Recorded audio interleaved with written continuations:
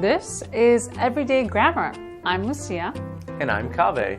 Kaveh, you look really nice today. Is that a new shirt? Yes, it sure is. Thanks for noticing. I actually got a great deal and bought 3 clothings the other day. What's that sound? That's our new grammar check buzzer. You made a mistake.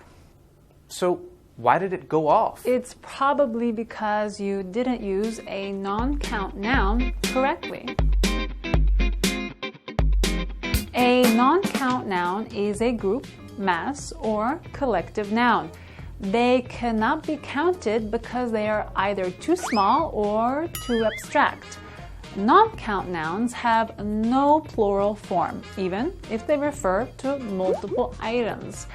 And the buzzer went off because you said clothings instead of shirts. I get it, I know. You can't really count clothing because clothing can refer to different items like pants, jackets, shirts. But I was specifically talking about shirts. So I should have said that I bought 3 shirts instead. That's right.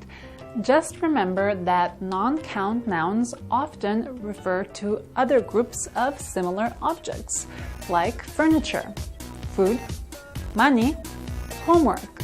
Is there an easy way to find a non-count noun? Not really, but the most important thing to know is that you can't use a, an, or a number before a non-count noun. And that's everyday grammar.